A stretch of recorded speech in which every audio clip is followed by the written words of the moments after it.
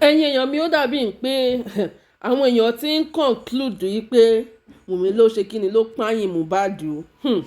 Torí mo fẹ́ kẹ́ wá gbọ́ ohun tí arábìnrin yìí sọ pé no dájúdájú Wùmí ló ṣe kí ni òun ló pààyàn Mohbad. Ẹ wò ọ̀rọ̀ kì í síbẹ̀ o, ẹ wá lọ gbọ́. kúrò ní ṣòó lọ bí iṣẹ́ ó kúrò ní ṣòó wá ní kóun dé sílé kóun lọ sùn kóun relax so that body wọn á lè nà òun á lè padà lọ sí ṣòó míì ní ọjọ́ kejì wọ́n wá pa Wùmí wá mú Wùmí wá pa sínú ilé Wùmí tó wá pa sínú ilé yẹn pẹ̀lú ọmọ òfò tó wà lọ́wọ́ ẹ̀ ọmọ jálajàla ìlú ọmọ burúkú tó wà lọ́wọ́ ẹ̀ ọmọ bànújẹ́ tó bí tó lòun bímọ ọmọ tó da gbogbo orílẹ̀-èdè lọ ọmọ tó torí tiẹ̀ pa Mohbad ọmọ burúkú ọmọ èrìgì ọmọ burúkú tó wà lọ́wọ́ Wùmí yẹn ìgbà tí Wùmí fi ọmọ yẹn tó fi pa Mohbad tán ẹ ti wá bẹ̀rẹ̀ sí ní cover up Wùmí ìgbà tẹ́ wá cover up Wùmí tán a wá sọ fún yín pé I need the justice o ẹ wá ń sọ fáwa pé ṣé Mohbad nìkan ló máa kọ́kọ́ kú ni ẹni tó sọ pé ṣé Mohbad nìkan ló máa kọ́kọ́ kú ni èmi ò kúkú mọ̀ ẹni tó sọ bẹ́ẹ̀ tọ̀rọ̀ mi bá ti ta bá òun ni kó forí ẹlẹ́dàá ẹ̀ràn ẹni tó sọ pé ṣé Mohbad nìkan ló máa kọ́kọ́ kú ni ẹni yẹn máa ṣán kú lórí oyè tó wà ní lágbára Ọlọ́run mi ìfẹ́ mọ irú ipò tẹ́ni yẹn wà ó máa ṣán kú ni ayé ẹni yẹn máa inú ilé náà máa pa ẹni yẹn sí inú ilé tẹ́ni yẹn fowó ẹ̀ rà ibẹ̀ náà máa pa sí bó bá ń tún ayé ẹ̀ wá bẹ́ẹ̀ni yẹn bá ń tún ayé ẹ̀ wá in 100 folds inú ilé inú property ẹ̀ tó bá ti gbé ẹrù ẹ̀ sí nǹkan tó bá ti fowó ẹ̀ rà ló máa ṣekú pa nǹkan tó bá ti fowó ẹ̀ rà nǹkan tó bá ti fi owó ẹ̀ rà ló máa ṣekú pa ẹni náà ẹni tó sọ pé ṣé Mohbad nìkan ló máa kọ́kọ́ kú ni ìwọ ìjọba burúkú ẹ̀yin ìjọba jálajàla ìlú yìí adẹ̀dìbò fún yín tó ẹ̀dẹ̀ balẹ̀ ayé jẹ́ bọ̀nà jẹ́ Nàìjíríà wàá wúlò fún wa mọ́ ẹ wá bà Nàìjíríà jẹ́ ẹ sọ Nàìjíríà di oyè ìdílé yìí kẹ́ ẹ kúrò ń bẹ̀ ẹ̀ ní kúrò ń bẹ̀ ẹ̀ dẹ̀ mọ́lẹ́tò ẹ̀ mọ́lẹ́tò as big as you are as old as you people are ẹ kàn dàgbàyà sórí oyè yẹn ni ẹ kàn ń ṣe bó ṣe wù yín ẹ kàn ń ṣe bí olówó buṣán ẹ ń ṣe bí olówó buṣán rò pé ẹ ń ṣe bí èèyàn gidi ẹ̀yin àgbà òfò àgbà burúkú àgbà tó yẹ kẹ́ ẹ ti kú dànù láti gbà tọ́lọ́run ti rí i pé ẹ fẹ́ lọ jẹ president tó yẹ kọ́lọ́run ti gba ẹ̀mí lẹ́nu yín tó yẹ kẹ́ ẹ ti ṣán kú dànù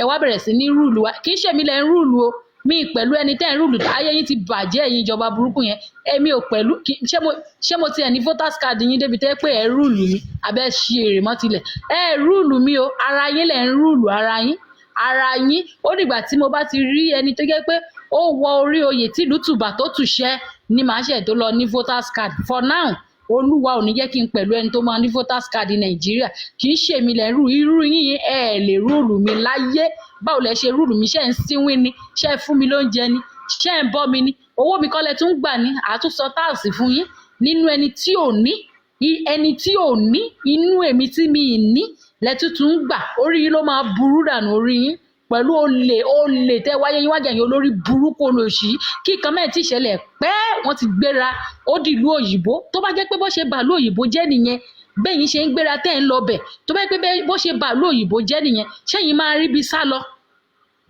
ṣé máa ríbi sá lọ ẹ̀ ní ríbi sá lọ olórí burúkú ni yín olórí burúkú kì í ṣe mi o èmi ò pẹ̀lú ẹni tẹ́ ń rúùlù o torí mi ní voters card orí ẹlẹ́dàá mi ò dẹ̀ níyẹ ẹlẹ́dàá ìyá mi ò dẹ̀ ẹlẹ́dàá bàbá mi kò dẹ̀ níyẹ ń gba voters card rádaràdà tẹ̀ ń pín voters card tá a dìbò fún yín tó yẹ pé ebi á tún máa pa wá àwa ládìbò àwa nìyà ń jẹ ẹ̀yin olórí burúkú ẹ̀ ṣiṣẹ́ yín níṣẹ́ ẹ̀ dẹ̀ ń gba sálárì kàbìtìkàbìtì ìlú ń dàrú lójú ẹ̀mí yín ẹ̀ ṣiṣẹ́ ẹ̀ ṣà àbí iṣẹ́ wo lẹ̀ ń ṣe níbi tẹ́ wà yẹn ìlú yín ò dẹ̀ da ìlú ń bàjẹ́ mọ́ yín lójú ó torí yín wó ẹ̀yin olórí burúkú ẹni tẹ́ bá ti mọ̀ pé ó fẹ́ ṣe bẹ̀ dáadáa bí eléyìí bí kẹ́ ẹ gbádànù ni àti àwọn olórí burúkú máa ń bí nǹkan àwọn dìbò kó o ṣe bẹ̀ àwọn olòṣì àwọn olórí burúkú tó ń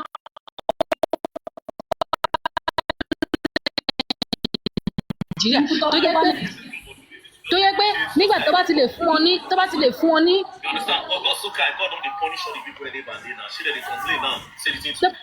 tó bá ti lè fún wọn ní 5,000 tó bá ti fún wọn 5,000 wọ́n á ti gbàgbé ìyà tán ti jẹ fún 8 years wọ́n á ti gbàgbé ẹ̀ wọ́n á ti gba 5,000 yẹn wọ́n á ti gba 5,000 wọ́n á ti gbà lọ́wọ́ wa àwa ìyà bẹ̀rẹ̀ sí ní wá máa jẹ wá Ọlọ́run ló máa bá yín wí Ọlọ́run kò síbẹ̀ ṣe lè ṣe Ọlọ́run aláàánú òun ló máa bá yín wí ẹ̀yin òṣìkà tẹ́ ẹ bá ti arrest Wùmí ikú òjijì ló máa pa yín àìnílé arrest Wùmí yín ẹ̀ ní ṣe oríire ṣé ẹlẹ́yà olórí burúkú ni ẹ̀yin olófò Wùmí ló máa ṣekú pa gbogbo ẹ̀yin tẹ́ ẹ̀ ń ṣàtìlẹ́yìn ẹ̀ lẹ́ni Wùmí ló máa ṣekú pa yín. Wùmí bẹ́ẹ̀ ṣe ń du Wùmí yẹn náà ló máa ṣekú pa gbogbo yín pátápátá. Ẹ̀yin olórí burúkú olòṣì, ẹ̀yin tẹ́ ẹ̀ ráyé wá tẹ́ ẹ pé ẹ̀yin àgbàyà orí oyè, ẹ̀yin àgbàyà òfò játijàti. Ṣé bí àwọn bàbá yín ṣe ṣe nìyẹn? Ayé ìgbà ayé Abíọ́lá ṣé bọ́ ṣe ṣe nìyẹn? Ìgbà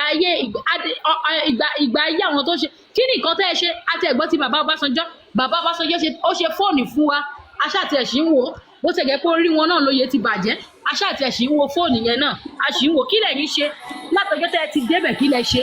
Ẹ wúlò, ẹ páàsì, ẹ fèèlì, ẹ kúrò lójú kan. Ẹ̀yin olórí burúkú ìjọba kọ́lọ̀ ń gbógun tì yín lórílẹ̀‐èdè alàyè. Ẹ̀yin òṣìkà burúkú yìí, Olúwa bá yín wí. Àwọn ọmọ tẹ́ ẹ gbójúlé pé wọ́n máa joyè kí gbogbo wọn ṣánkú mọ́ yín lójú dànùdànù. Ẹ̀yin olórí burúkú, ọmọ mẹ̀kúnnù nìyẹn, Mohbad nìyẹn, ẹ fún ní justice.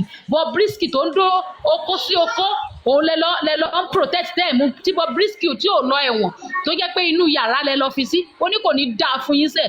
Gbogbo ọmọ tẹ́ ẹ fẹ̀yìntì tẹ́ni tẹ́ ẹ bá ti kú páwọn ló máa ṣe lédè yín. Ọjọ́ tẹ́ ẹ bá ti ń kú náà làwọn náà máa kú, ẹjọ́ máa ṣánkú papọ̀ ni. Ẹ̀yin àtọmọ yín tẹ́ ẹ bí bọ́ba kú lẹ́yìn méjèèjì. Bẹ́ẹ̀ bá ṣe ń kú báyìí làwọn ọmọ tẹ́ ẹ fẹ̀yìntì náà ṣe máa kú. Ẹ̀yin olórí burúkú olóṣì àgbàyà gbogbo, ẹ̀yin àgbàyà Nàìjíríà kó ògùn pa gbogbo yín dànù. Mi ìmọ̀ nǹkan tó ṣe tá lè rí àwọn youth gidi kọ́ bọ́ǹbù yín, kọ́ pe mítìn òfò, kọ́ pe mítìn fún yín, kọ́ la bọ́ǹbù mọ́ yín.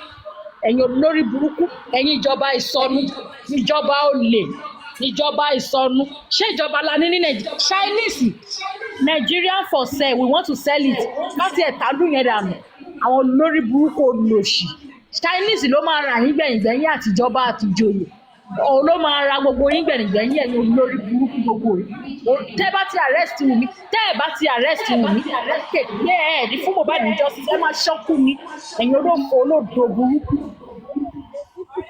Wọ́n sọ pé ọmọ ti kú, kí bàbá kó lọ ṣe kínní. Ẹ̀yin olódo burúkú. Thank you, God's protection. Lọ́mú mi lọ dá omi tútù sáyà.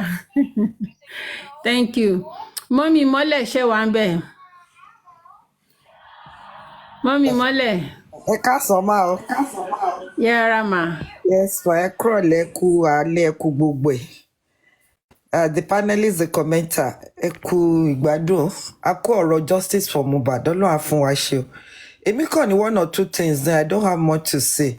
Mo kàn fẹ́ correct Crown Princess pẹ̀lú ọ̀rọ̀ Mohbad tí wọ́n sọ àtọ̀rọ̀ Karimo ni. Pé Karimo èmi ò rí pé bóyá ó ń ṣèranù. Karimo is not there when Mohbad died. But what Karimo is trying to do is to defend herself from the bullies. Àwọn supporters wò mí bọ́n ṣe ń gbé ṣépè yẹn. Karimo cannot continue to be looking at them without answering them. So I want to correct the impression, but boya, you don't see anything that is good that Karimo is doing. If Karimo is not responding, they will continue to drag, they will continue to bully her, which is not very good for her. In the first instance, Karimo ti gba èpè nígbà tó kọ́kọ́ bẹ̀rẹ̀ for supporting her sister negatively. So ìgbà tí Karimo dẹ̀ realize pé support tó ń fún ẹ̀gbọ́n òun yìí, support tó ń fún àbúrò òun yìí, ó wrong. It's just like kéèyàn wá tọrọ fún ìdáríjì ẹ̀ṣẹ̀ kó dẹ̀ try láti jẹ́ káwọn èèyàn mọ̀ pé ìgbà ìmọ̀ ni o. So I wouldn't say she's just doing nonsense on what she's doing. She's trying to redeem her image, which is very good. And we cannot even expect Karimo to give us any tangible evidence because Karimo was not in Nigeria when the incident happened. Then Crown Princess was saying that we don't have evidence. For the fact we want evidence, but ọ̀rọ̀ Mohbad, that is the more reason to she was delayed by. Yeah, I would say yes. The reason for not having evidence, biti Bobrisky ni pé Bobrisky's case was a spontaneous one. Spontaneous one as in it wasn't planned. Because nǹkan tó ṣẹlẹ̀ tó fi reveal secret ẹ̀ kì í ṣe pé ó ti wà planned tẹ́lẹ̀ bọ́n torí wípé kò san owó tó yá ó ní gbogbo actions ẹ̀ ṣe jáde náà fi evidence kò jáde. But unlike Mohbad case, Mohbad death has been pre-planned. Ó ti wà pre-planned kan tó pa. Ẹ rí pé so many things tá a gbọ́n pa ikú Mohbad àtọ̀rọ̀ tí Mohbad náà ti sọ kalẹ̀ àti petition tó ti kọ àti bọ́n ṣe ń búlì ẹ̀ káàkiri ẹ ti ṣe they have been planning for this guy but Mohbad ò jẹ́ nìkan tó fura bó bá dẹ̀ fura náà bóyá wọ́n rìn mọ́lẹ̀ ni o ọkọ jẹ́ wípé oògùn ṣiṣẹ́ lára ẹ̀ ni o ọkọ ṣe wípé from the separated house tó ti wá ló affected because wọ́n ti ń plan ikú ọmọ ìwọ tó lè fọwọ́ ara ẹ̀ kọ lẹ́tà petition wípé wọ́n sọ pé wọ́n fẹ́ pa ẹ́ and you still stayed in that vicinity you have all the opportunity to move out of Nigerian time yẹn kò tiẹ̀ má padà wá mọ́ kò lọ máa ṣe ilé ayé ẹ̀ once tó ti competition yẹn pé wọ́n ti sọ pé anywhere àtàn bá rí ẹ kán mú ẹ kán nà ẹ wọ́n dẹ̀ fẹ́ pa ẹ́ ni ó dẹ̀ lọ sọ fáwọn ìjọba pé kán bẹ look into it and you still stay there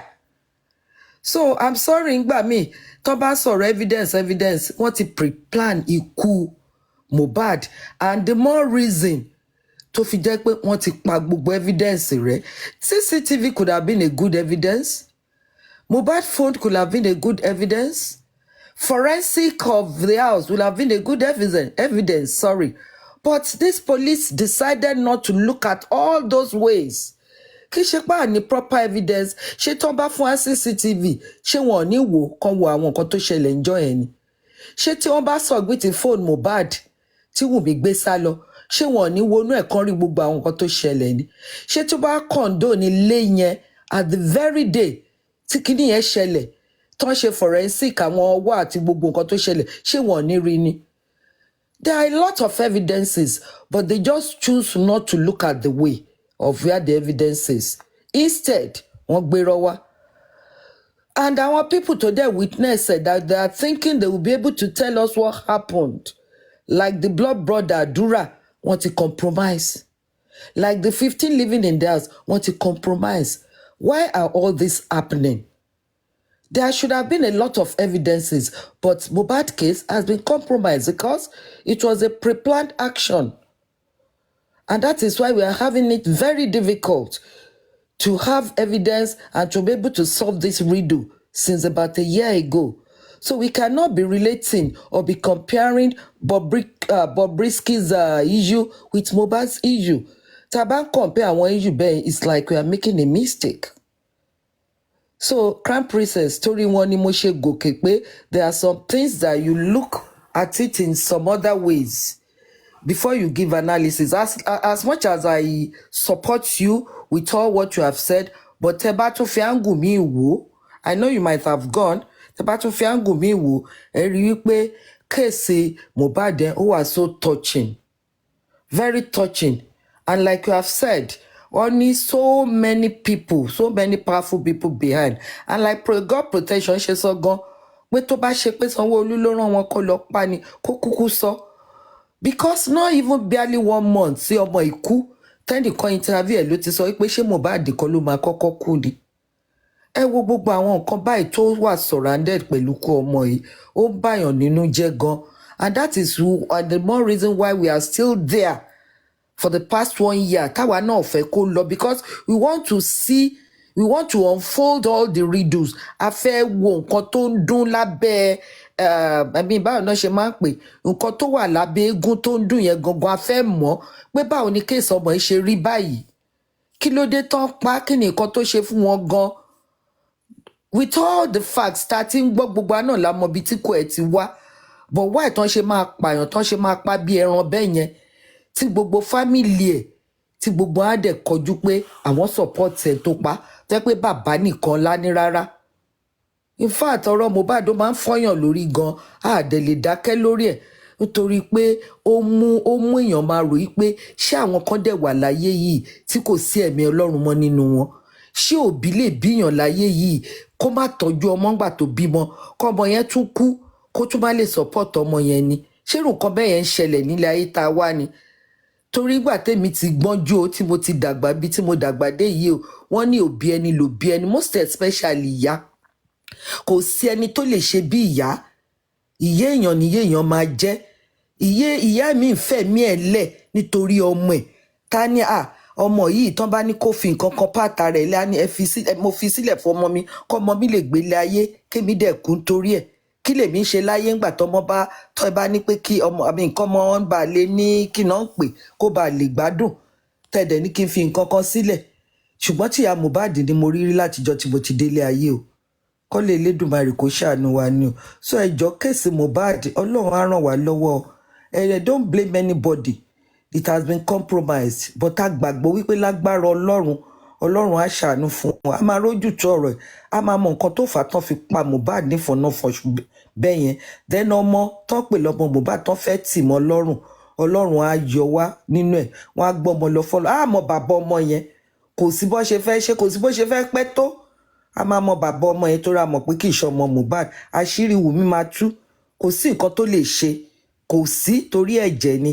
kò sí béèyàn ṣe fẹ́ fi ẹ̀jẹ̀ èèyàn ṣeré tí ẹ̀jẹ̀ yẹn ò ní já so Mohbad gbọ́dọ̀ já ọ àdè gbọ́dọ̀ rí justice Ọlọ́run á ràn wá lọ́wọ́ thank you for allowing me Mommy Comfy kẹ́ni nice night. ẹ ṣé gan ni thank you so much for the analysis. èmi gan mo ti fẹ́ correct Crown Princess nípa yẹn bọ̀ ó tún skip mind mi reason tí mi ò ṣe sọ nǹkan kan ni ó skip mind mi but ìgbà tí wọ́n sọ something like that mo fẹ́ correct wọn ní ti Karimo yẹn ó skip mind mi ni thank you ma for doing that. Ọbalọ́lá ṣé wà ń bẹ̀? Mo wà ń bẹ̀ o, ẹ kú ètò. Ẹ kúrọ̀lẹ́. Yeah, mo ti máa ń wà lórí prógámù yẹn all the time. Ṣé rí bí ọ̀sẹ̀ tó kọjá mo ṣe gbọ́ orin ọmọ yìí fò dáadáa. Ó dẹ̀ yẹ kí n mọ̀ pé ògo ńlá ni ìyá Mohbad sọnù tí ó mọ̀.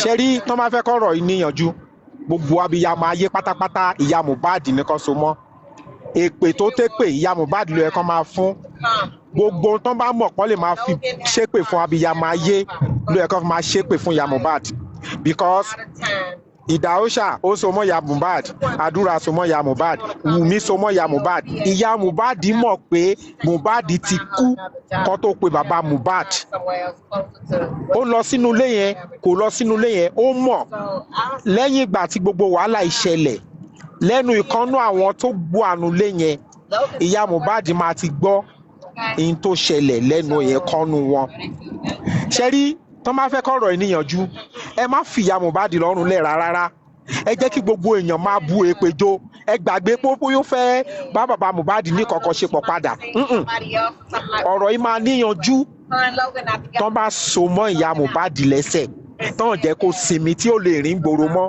tí ó lè sùn tí ó lè wo mọ́ ìgbà tó bá máa tó àsìkò láti fèsì sọ̀rọ̀ táwọn èèyàn ń sọ ìyá Mohbad omi tó máa jábọ́ lójú ẹ̀ á dàbí èéṣún ẹ̀jẹ̀ nítorí pé ńgbà yẹn á ti bọ́ sórí ó sì ń dá ń sin o tó bá lè sọ̀rọ̀ ó sì ń dá á sì rí iyì díẹ̀ gbà lọ́dọ̀ àwọn èèyàn ṣùgbọ́n tó bá yá tí ò lè sọ̀rọ̀ mọ́ tá sì rí tútọ́ tó ṣẹ̀fẹ̀ sọ̀rọ̀ kò ní síyì mọ́ àti rìn nígboro á dìṣòro fún ìyá Mohbad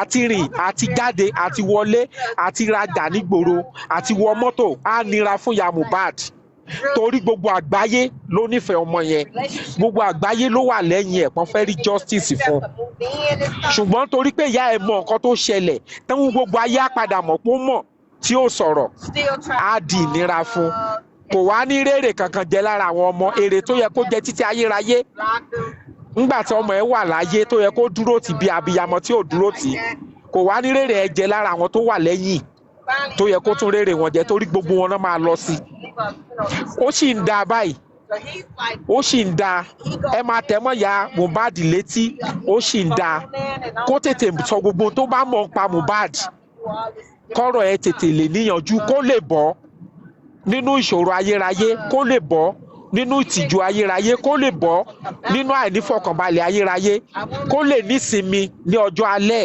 torí tí ò bá jẹ́wọ́ báyìí kó sọ ohun tó mọ̀ kò lè sísinmi ọjọ́ alẹ́ fún gbogbo tó mọ̀ pátápátá látìgbà tó ti wà tó ti padà sọ́dọ̀ Mohbad tó ti ń lọ ilé ẹ̀ títí tó fi dọjọ́ tó kú gbogbo tó mọ̀ tó bá kọ̀ láti jáde sọ̀rọ̀ tó bá dìgbà tó bá fẹ́ sọ̀rọ̀ ìnira ló máa jẹ́ fún ọ̀rọ̀ ò ní dùn létí àwọn èèyàn láti gbọ́ wọn because wọ́n á ti gbọ́ nǹkan tí ò yẹ kán gbọ́ lẹ́nu èèyàn ń ta èyí tóun bá wá ń sọ ò ní ní mínímọ̀ ọ̀rọ̀ á ti dọ̀rọ̀ aṣiwèrè ìyá Mohbad gangan òun ló sì ń da gbogbo ọ̀rọ̀ rú torí abiyamọ kọ́ ni ti abiyagba ni gbogbo ọjọ́ tí n bá dẹ̀ ń rí ọ̀rọ̀ ọmọ ẹ̀ tí n bá ti ń gbọ́ músíkì ọmọ ẹ̀ ni máa gbé ìyá ẹ̀ ṣépè torí pé ó mọ nǹkan tó ṣẹlẹ̀ tí ó sọ̀rọ̀ bàbá tó jìyà nítorí ọmọ ẹ wo bí bàbá ẹ̀ ṣe lóun kọ́kọ́ lọ sọ́spítù òun lọ káàkiri bó ṣe ń gbọ́kadà lọ ló wọ bóòtù orí omi náà sọ fún pọ́n ti gbọ́ ọmọ padà sílé náà sọ fún pé kó wá síbì kan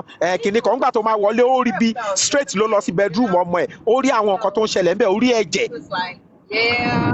ìyẹn la mọ̀ pé abiyamọ ni bàbá yẹn kò wá sí bàbá tírú kan bẹ́ẹ̀ máa ṣẹlẹ̀ sí tí ara ẹ̀ ò ní máa gbóná sódì sọ̀rọ̀ mi yé yín mẹ́ẹ̀ so bàbá yẹn ara ẹ̀ ń gbóná sódì ló ṣe ń wo ló ṣe ń dipò ń graph interview káàkiri ara ẹ̀ ò balẹ̀ ó fẹ́ justice fún ọmọ ẹ̀ bọ̀ ìyá Mohbad ò fẹ́ justice ìyá Mohbad ń wá bí tó ti máa rí owó tó máa fi máa jẹun tiẹ̀ ni alátẹnujẹ ni ìyá Mohbad kò dẹ̀ lè rí jẹ títí dọjọ́ ọkú ẹ̀ tí ò bá jẹ́wọ́ kò lè ní fọkànbalẹ̀ dọjọ́ ọkú ẹ̀ tí ò bá jẹ́wọ́ ìyá Mohbad ò lè faṣọ sọ́rùn kó dúró lọ́rùn ẹ̀ mọ́ tí ò bá jẹ́wọ́ kò lè wọ bàtà kí bàtà bá ẹsẹ̀ ẹ̀ mú mọ́ tí ò bá jẹ́wọ́ kò lè wo ìta kó rí mọ́lẹ̀ mọ́ tí ò bá jẹ́wọ́ òkùnkùn ló dẹ̀ máa rí ó bẹ́tà kó tètè jẹ́wọ́ kí gbogbo abiyamọ ayé kan bá sọ̀rọ̀ torí tí ò bá rí bẹ́ẹ̀ inú òkùnkùn ayérayé ló máa wà bó dẹ̀ ṣe máa rí nìyẹn Ọlọ́run á máa fún yín ṣe o ẹ máa bẹ́ tó lọ. kọ́kọ́ sọ gbogbo lé o gbọ́ pé mi fẹ́ sọ ẹni tẹ́mi fẹ́ bá wí ní ọ̀sán yìí ni Dàmọ́lá olórí burúkú Dàmọ́lá ń fìwú pé agbára anybody ò lè ká òun ó ń ṣe fèlèfèlè lórí Instagram bó ṣe ń bú bàbá ló ṣe ń bú Kàrímọ́ èyí sì Kàrímọ́ ló ń bú ó ń ṣe bíi pé ọwọ́ ò lè ká Dàmọ́lá má wọrí ọwọ́ ń bọ̀ wá tẹ̀ ṣebí òun ṣe flenge ìwọ la máa rí ní gbogbo comment section ibi tó ń bá ti ń post bàbá ìwọ la máa rí gbogbo comment section ibi tó ń bá ti ń post Kàrímọ́ múra sí o má wọrí títí ẹ fẹ́ dé wàá sun ẹ̀wọ̀n dánwò nǹkan tí mo fẹ́ sọ nìyẹn ó dàbọ̀. Thank you. Ẹ ṣé, thank you so much. Justice for Mohbad. Ọba lọ́la, ẹ ṣé gan bẹ́ẹ̀ ṣe bá mi fún Abọ́sẹ̀dé ní wòtòwòtò. Mi mọ̀ pọ́kùnrin máa ń fúnyàn wòtòwòtò. Ẹ jẹ́ sáré bá mi bújó wáì. Ẹ ṣé ní wáì. Ẹ ṣé gan o. Ó lágbára. Ẹ ṣé ní hot. Thank you, Ọba lọ́la, ẹ ṣé gan ni. Cocolet. Àbí vengeance.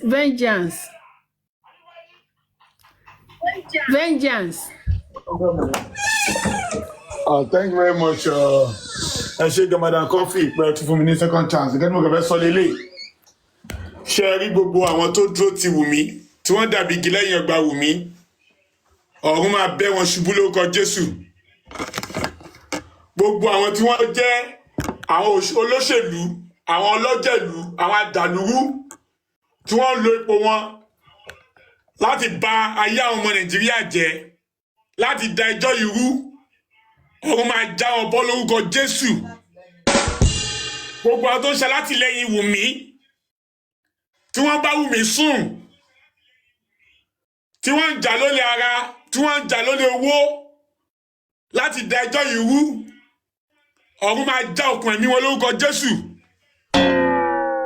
Gbogbo àwọn tí wọ́n ń lo epo àtagbára láti da ojú ẹjọ́ irú, láti dojú ẹjọ́ ìbolẹ̀, ọba tó gba ìjọba Nebukadnesari tó bàjẹ́, tó fa ìjọba Hẹ́rọ́dù tó fa ya, tó fa ìjọba Sọ́ọ̀lù ya, ó máa fa ìjọba wọn ya lórí kẹ́sì lórúkọ Jésù.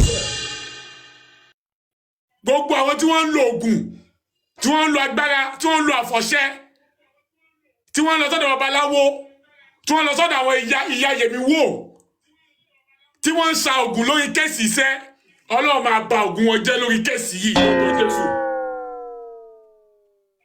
Gbogbo àwọn tí wọ́n ń lo omi ijó bàbá Mohbad, tí wọ́n ń lo omi ojú ẹ̀ láti fi ṣẹ̀rìnrí láti fi bàbá Mohbad ṣẹlẹ́yà ọ̀run máa jẹ́ kí omijé wọn kó sàn bí omi òkun lórúkọ Jésù.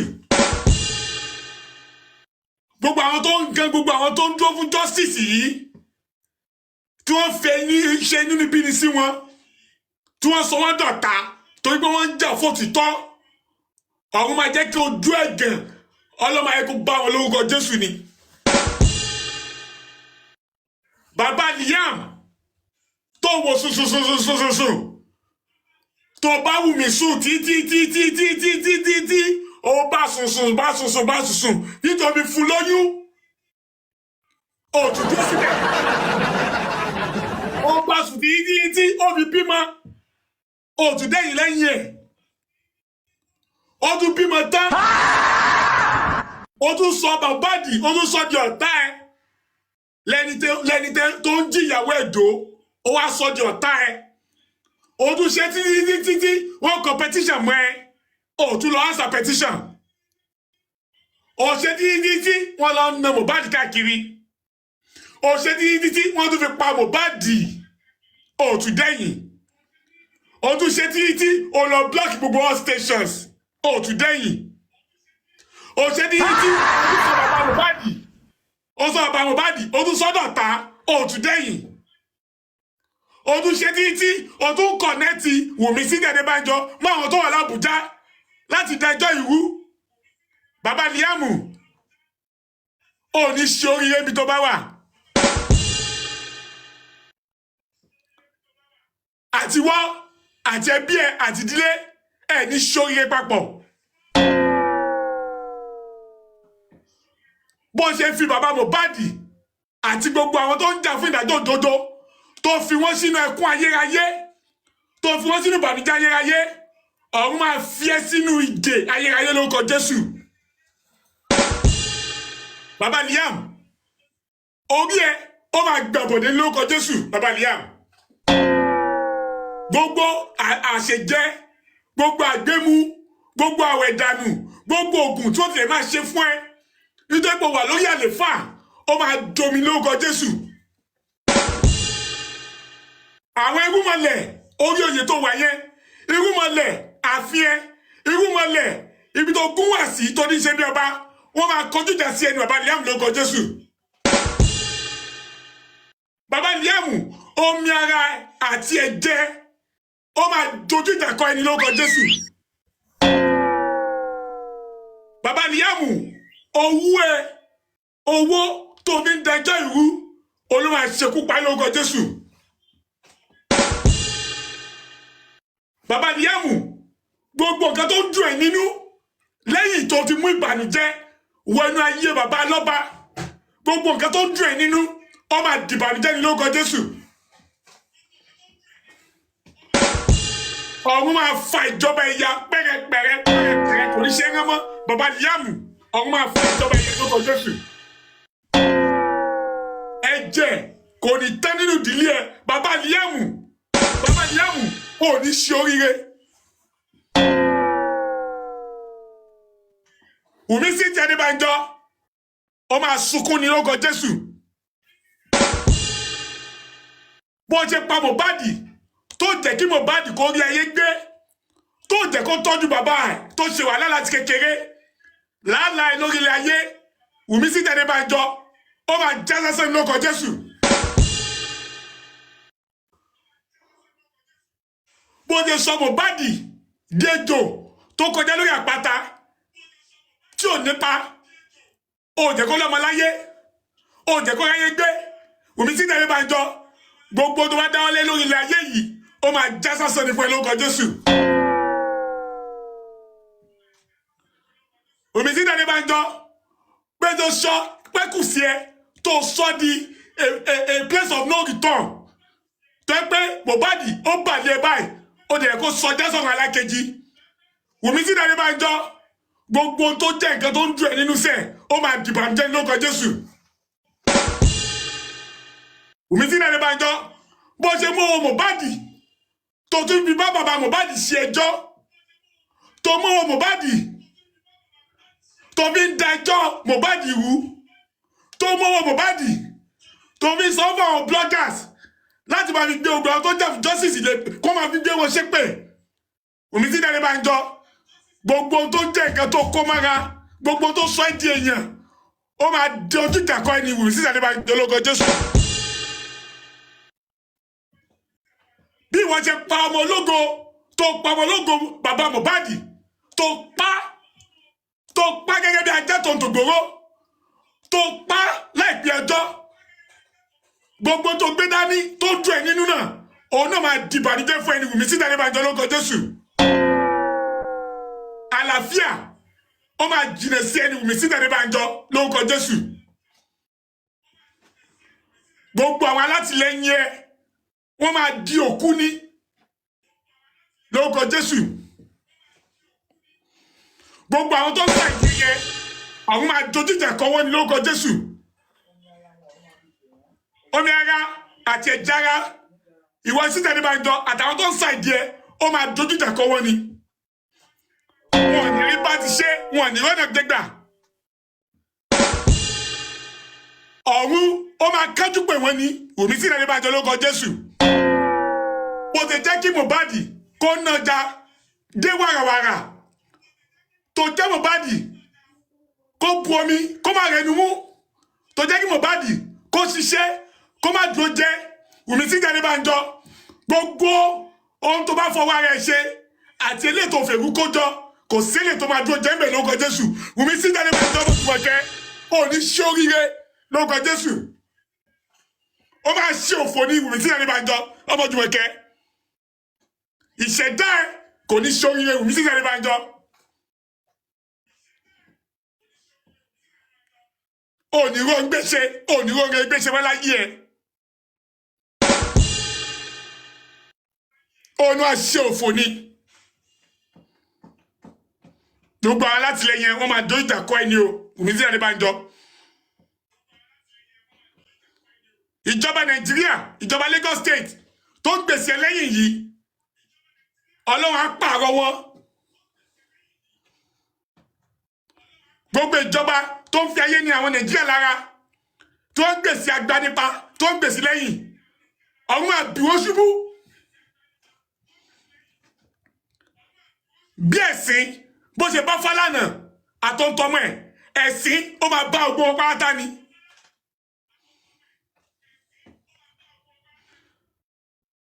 Ṣiṣẹ́ olóma bá ọgbẹ́ yìí tẹ́ ń gbèsè Wùmí tí Adébánjọ olóma bá ọgbẹ́ yìí jà lórúkọ Jésù.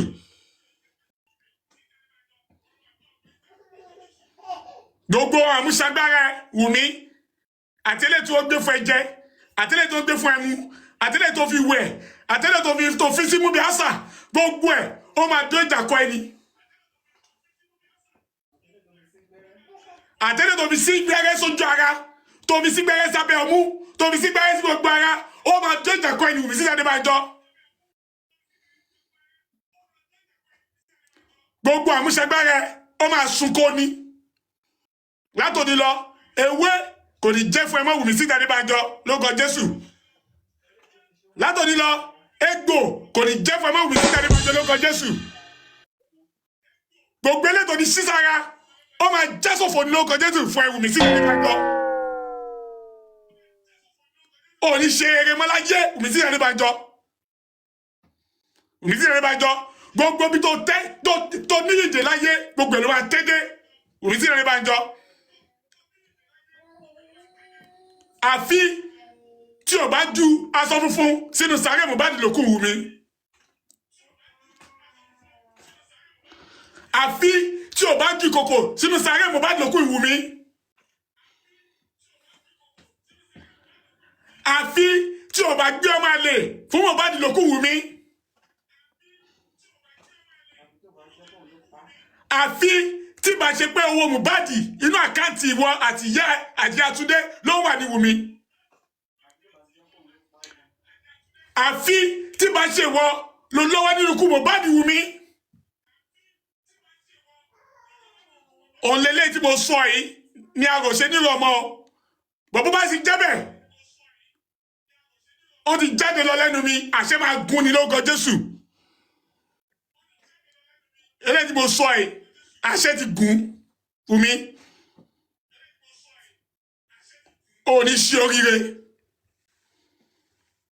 fún àwọn tó ń jà fún ìdájọ́ òdodo Ọlọ́run á wà pẹ̀lú gbogbo wa àní fiwé ẹ̀gbá o àní sọmọ nù àní sọkọ nù àní sọya nù àní sọ àwọn tó dùn wá nínú wọn ní dìbànújẹ́ fún wa bàbá Mohbad Ọlọ́run á bá mi tù ọ́ nínú ò ní rú ẹ̀ mọ́ Ọlọ́run á jẹ́ kí ọkàn yín kó balẹ̀ a ó ṣe rere o ẹ ṣé.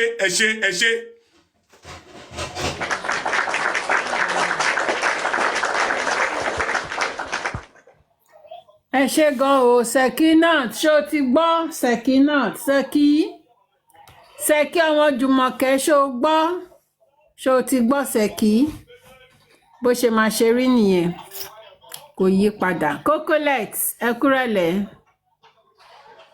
ẹ kú ọ̀lẹ́ sísá mi Yes ma. sísá Comfy iṣẹ́ wà pa Adúpẹ́. ìyá ẹ kú ọ̀lẹ́ gbogbo panelists gbogbo commenters ẹ kú ọ̀lẹ́ o. Yes ma. Abọ́sẹ̀dé wo má má dá wọn lóhùn o, àwọn tó ń bú ẹyẹn má wojú wọn o ṣàrà máa wò ó tiẹ̀ máa jayé lọ.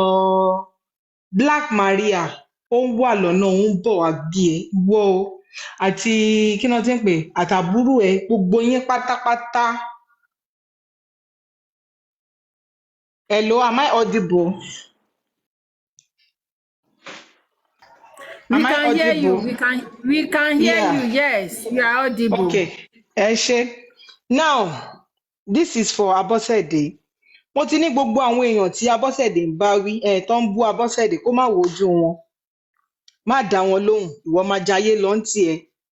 Ìgbà tó yẹ pé gbogbo àwọn tó ní ọmọ tó yẹ kó jẹ́ méètì Mohbad tó jẹ́ àwọn ọ̀rẹ́ Mohbad gbogbo wọn ń ṣoríire gbogbo wọn ń lọ. Ìwọ́n tí ẹ kàn wò wọ́n báyìí ni. Ọjọ́ ẹkún ẹ kò ń ṣèní o. Ọjọ́ ẹkún ẹ kò kì í ṣe èní rárá. Mi ì rábí amọ́ bíi tiẹ̀ rí láyé ìwé ewu. Mo ò rí abíamọ bíi tiẹ̀ rí. Ọmọ kú ní ọwọ́ ẹ ò ń ṣe láńgbáláńgbá kiri àwọn skẹ́ẹ̀tì olórí burúkú àwọn skẹ́ẹ̀tì 1922 àwọn Shagari time ló máa wọ kiri. Ṣáyé nìyẹn. Ṣáyé nìyẹn.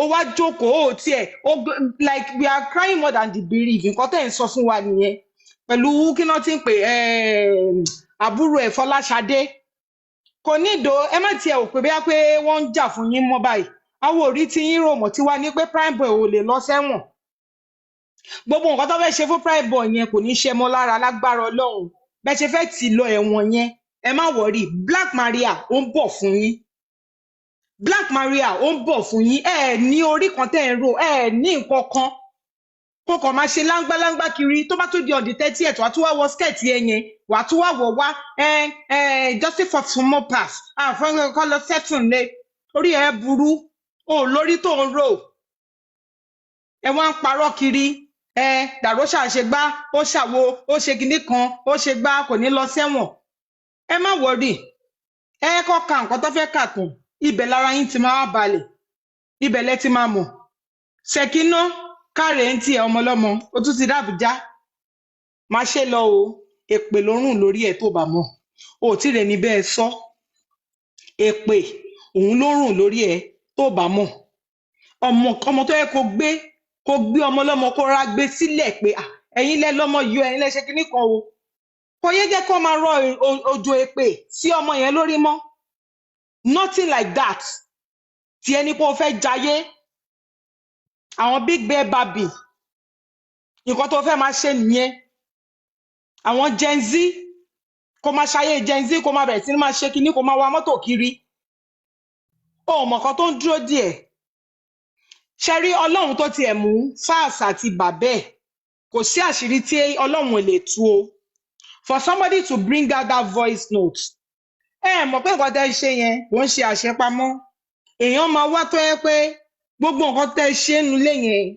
wọ́n á mú jáde báyìí wọ́n á dẹ̀ wá play ẹ̀ ìyẹn tún wá ń kọ́ ṣé ẹ believe ẹ dẹ̀ kó ogún ọmọ yẹn ẹ dẹ̀ ń jẹ ẹ dẹ̀ mú owó yẹn náà ẹ dẹ̀ tún ń ná ẹ dẹ̀ tún fi ń bá bàbá ẹ̀ ṣe ẹjọ́ ẹ̀rí ọkàn ò jẹ yín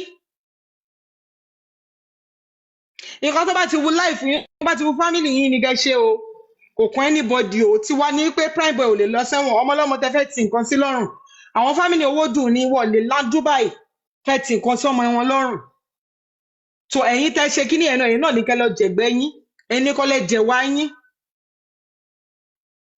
ẹ̀yin ní kọ́ lẹ kẹ́ lọ jẹ̀wá yín àmọ́ bírú àwọn family tó yẹ pé wọ́n ò ní tìjú rárá ìtìjú ẹyọ kan báyìí wọ́n ò ní ẹ tún bọ́ tẹ̀ tún a máa ṣe kíní àwọn èèyàn tó ń jà fún yín ẹ rí pé àwọn èèyàn Sister Kofi ẹ rí pé àwọn èèyàn tó yẹ pé wọ́n jà fún justice for Mohbad wọ́n ọ̀jà bí ti tẹ́lẹ̀ mọ́ àwọn tí ń sún àwọn èèyàn náà because the family they are not even helping matters wọ́n help wọ́n ní ẹ jẹ́ ká ṣe lé ẹ̀ máa sọ nǹkan míì ẹ jẹ́ ká ṣe lé ẹ̀ máa sọ nǹkan míì ta lọmọ kú lọ́wọ́ ẹ̀ ta lára ń ta ẹ̀wọ̀n ní gbogbo yín máa kú sí ẹ̀wọ̀n